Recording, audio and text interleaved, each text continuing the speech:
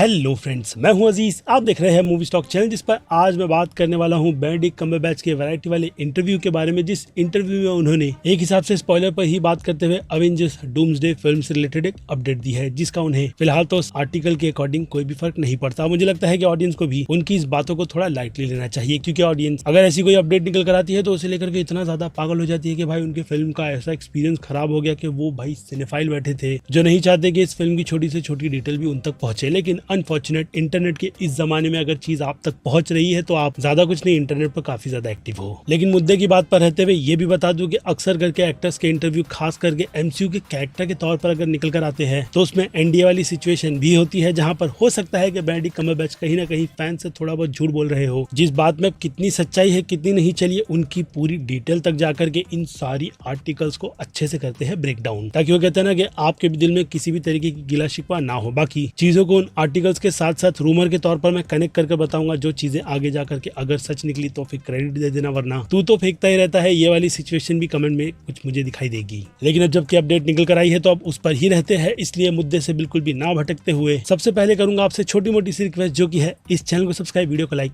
और शेयर करने की तो कर लो।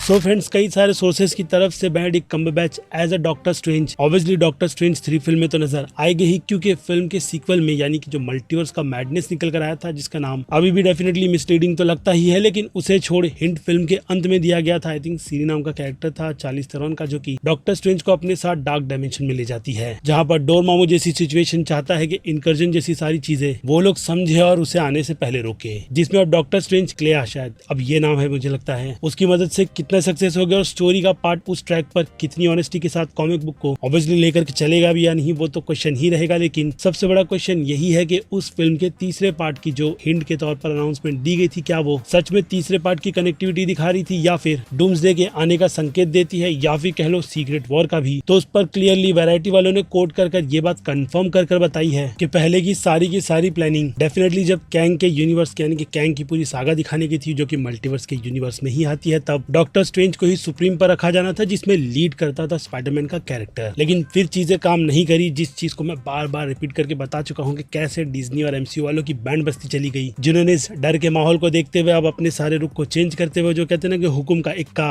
रॉबर्ट डॉनी जूनियर को फेंका, वो भी एज अ डॉक्टर डूम, जिसके बाद रूसो ब्रदर्स के डायरेक्टर की चेयर पर रिटर्न, वो भी राइटर स्टीफन मैकफेली के साथ, जो कि अब दिखाता है कि सारी ही चीजें बिल्कुल राइट ऑन ट्रैक जा रही है। लेकिन उसके पहले इस साल जो सारी ही फिल्में, जिनमें से कुछ को मेजर रीशूट पर डाला गया, तो कई सारी स्टोरीज को अलग अलग डायरेक्शन से हटा करके केविन फेगी ने एक ही राह पर लाने की कोशिश की है, ताकि सारी चीजें डॉक्टर डूम से जाकर के बहुत अच्छी तरीके से कनेक्ट हो। जिसमें ये भी चीज मेंशन कर दूं कि Robert Downey Junior as a Doctor Doom सिर्फ 2 फिल्मों की डील के लिए ही आए हैं, जिनमें से एक कैमियो फिलहाल तो अभी कौन सी फिल्म में होगा वो मुझे नहीं पता। लेकिन ऐसे में देखा जाए तो ये बहुत नहीं बल्कि काफी ज्यादा बड़ी रिस्पॉन्सिबिलिटी आ जाती है, वो भी एक आइकॉनिक डॉक्टर डूम के कैरेक्टर को लेकर, जिसे प्रॉपर तरीके से तो एमसीयू के यूनिवर्स में इंट्रोड्यूस ही नहीं करवाया गया, और फैंस को असल मायने में ये नहीं पता कि डॉक्टर डूम असल में किस बला का नाम है। हालांकि दूसरी फिल्मों में कई सारा जिक्र किया गया है, लेकिन कॉमिक बुक में इस कैरेक्टर के आर्क को काफी अच्छी तरीके से एक्सप्लोर करते हुए आप कह सकते हो कि इसे ग्रे शेड में भी रखा गया था। कभी कभी जब वो उससे निकल करके बहुत ज्यादा सुप्रीम हो जाता है तो वो हर एक सुपर विलन्स के साथ साथ सुपर हीरोज पर भी भारी पड़ता है, यानी कि इस कैरेक्टर की एग्जिस्टेंस कॉमिक बुक में हमेशा रहती है। जब भी बात ओपी स्टोरी की निकल कर आया और सीक्रेट वॉर के इवेंट में भाई साहब इस कैरेक्टर ने तो कहर बरसा रखा था, जिसने इनकर्जन के चलते अलग अलग दुनिया से सारे चैंपियंस के वर्ल्ड को उठाया था और उन्हें एक कर एक सिंगल यूनिवर्स बनाया था, जिस पर वो बैठ करके रूल करे। और अपनी रानी के तौर पर तो इनविजिबल वुमेन थी ही, जिसकी जैसे कि मैंने कहा स्टोरी माइंड ब्लोइंग सी है। लेकिन क्या अब उसी रास्ते एमसीयू की वर्जन की इन 2 फिल्मों में जाया भी जाएगा या नहीं, फिलहाल तो वो मुझे नहीं पता, लेकिन एडेप्टेशन उसी से की जाएगी ताकि रॉबर्ट डॉनी जूनियर के कैरेक्टर का रिटर्न सीक्रेट वॉर के आते आते बहुत ज्यादा आइकॉनिक सा लगे, यानी कम समय में उन्हें बहुत बड़ा इंपैक्ट दिलवाना होगा, तब जाकर के लोगों को इस कैरेक्टर की वैल्यू पता चलेगी। और हाँ, हम जैसे फैंस भूखे जो बैठे हैं अवेंजर्स के टाइटल के, उन्हें भी कहीं ना कहीं सेटिस्फेक्शन तो चाहिए ही। ऐसे में एमसीयू की प्रॉपर प्रिपरेशन ही फैंस को उस मोड़ तक ले जाएगी। इसलिए साल 2026 से लेकर के 27 तक का ईयर आप कह सकते हो कि एमसीयू फैंस के लिए एक इवेंट की तरह है, जिसमें वैरायटी वालों के अकॉर्डिंग जो डिटेल मैंने आपको दी कि जोनाथन मेजर की सिचुएशन की वजह से उन्हें उस कैरेक्टर और पूरे स्टोरी आर्क को ही चेंज कर दिया गया, जिसमें अनफॉर्चुनेट डॉक्टर स्ट्रेंज का भी रोल पूरी तरीके से काट दिया गया, क्योंकि अब नए राइटर्स नई स्टोरी। रिसेंटली रूसो ब्रदर्स ने भी अपडेट करके बताई कि वो अगर इस यूनिवर्स में रिटर्न करना चाहते हैं तो उन्हें सीक्रेट वॉर से लेकर के डूम्सडे की अच्छी पकड़ चाहिए स्टोरी पर, जिस आइडिया को उन्होंने राइटर के साथ बैठ करके क्रैक करवाया है। यानी उनके पास एक आइडिया है कि वो लोग एमसीयू के यूनिवर्स में अपनी वो जो सेकंड पारी है वो किस तरीके से खेलने वाले हैं। ऐसे में अच्छी प्रॉपर स्टोरी भी बिल्डअप होनी चाहिए जिसमें अननेसेसरी की चीजें वो कहते हैं ना कि कैमियो पॉन के चलते बस ऐसे ही इंक्लूड ना कर दे। जो चीजें डेफिनेटली सीक्रेट वॉर में होगी लेकिन उसका सेंस बनेगा जैसी एंड गेम में बना था, तो फिर वो फिल्म एक इवेंट के तौर पर रहेगी। लेकिन बात आती है डूम्सडे की, तो यहाँ पर जैसे कि मैंने कहा टाइटल के अकॉर्डिंग इसी कैरेक्टर को जस्टिफाई करते हुए वो अगेन उसका डर खौफ दहशत वाली सिचुएशन डालनी होगी, जिसके बाद जाकर के एमसीयू के यूनिवर्स में मल्टीवर्स की पारी जब खत्म होगी तब उसकी एग्जिस्टेंस तो रहेगी ही, लेकिन डॉक्टर डूम का कैरेक्टर शायद कोई और कैरेक्टर प्ले करेगा। और हाँ, वुल्वरीन के साथ भी कुछ वही चीजें होने वाली है। लेकिन ह्यूग जैकमैन को वो लोग हुक्म के इक्के के हिसाब से फिल्म में हर बार मल्टीवर्स की ही पारी को पकड़ करके इंक्लूड करवाते रहेंगे, जैसी उन्होंने अभी डेडपूल एंड वुल्वरीन फिल्म में की है। उस फिल्म को एमसीयू के यूनिवर्स में ला कर भी ना लाते हुए। तो दूसरी तरफ वैरायटी वालों की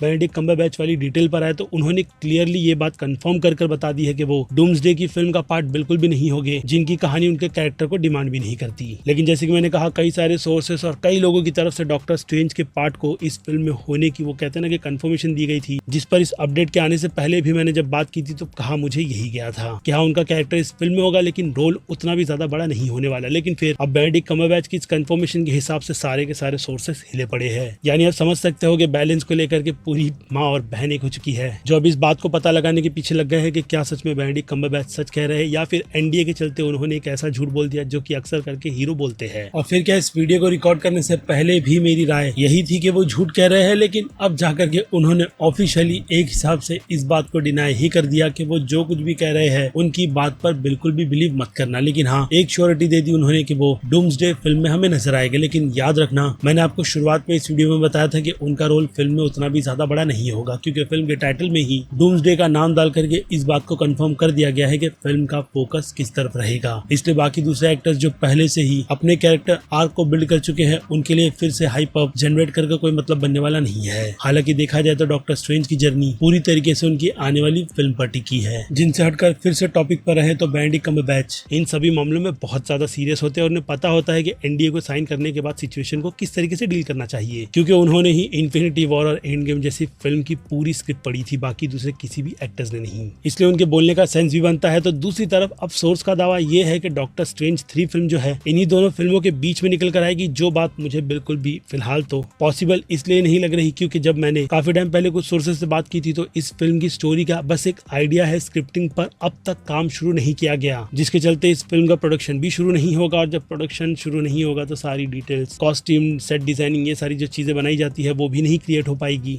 जो कि डेफिनेटली इस फिल्म को प्रॉब्लम में तो डाल करके रखती ही है। लेकिन अगर सिचुएशन को जल्दी से जल्दी सॉल्व कर इस फिल्म की कहानी को रेडी कर दिया गया तो फिर साल 2027 मई के पहले की प्लानिंग हो सकती है, क्योंकि साल 2026 में मुझे ऐसा कोई भी विजन इस फिल्म को लेकर के फिलहाल तो अभी नजर नहीं आ रहा, क्योंकि डूम्सडे के इवेंट के बाद रिलीज होने वाली है स्पाइडरमैन 4 फिल्म, जिसकी एक छोटी सी डिटेल निकल कर आई है जो कि मैं जल्दी से कवर करके आपको अगली वीडियो में बता दूंगा। और ऐसे में एमसीयू की इस फिल्मों की स्लाइड्स में भी कहीं पर भी ऐसी खाली डेट नहीं पड़ी कि वो लोग इस फिल्म को डॉक्टर स्ट्रेंज 3 फिल्म को जगह दे दे, जो अगर साल 2027 में भी पॉसिबल नहीं हुआ तो फिर वैरायटी और बेनेडिक्ट कम्बरबैच की खुद की कंफर्मेशन ये है कि भाई सीक्रेट वॉर में उनका मेजर पार्ट होगा और मेजर रोल भी, जिसके बिना स्टोरी का आर्क तो कंप्लीट होगा ही नहीं। यानी देखा जाए तो कॉमिक बुक वाली वो जो सिचुएशन थी डूम्सडे के साइड किक के तौर पर जो कि डॉक्टर स्ट्रेंज नजर आए थे, तो फिर वैसा कुछ हो सकता है जिसमें दुनिया को बचाने के लिए ही ये दोनों अपना टीम अप करते हैं। ऐसे में डेफिनेटली रॉबर्ट डॉनी जूनियर का भाई कैरेक्टर काफी ज्यादा अच्छा ही बनेगा, जिसकी फिलहाल तो मैं उम्मीद लेकर के बैठा हूँ। और फिर डॉक्टर स्ट्रेंज की बात निकल कर आए तो फिर उसमें मैं चाहूंगा कि इस बार टाइटल ईमानदारी वाला रखा जाए, ना कि मल्टीवर्स ऑफ मैडनेस, क्योंकि असल मायने में मैडनेस की चीजें तो डेडपूल एंड वुल्वरीन फिल्म ने क्रिएट की थी और डॉक्टर स्ट्रेंज 2 बस वांडा का एक ऐसा क्विज था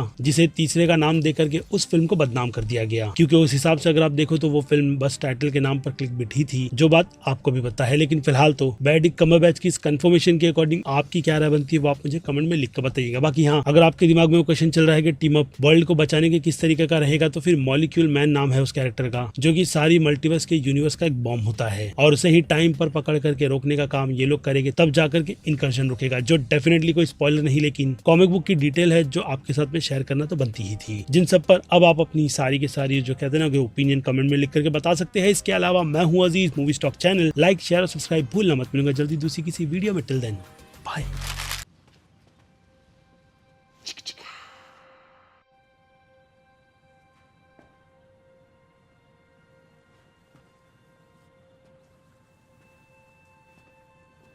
You're still here. It's over. Go home.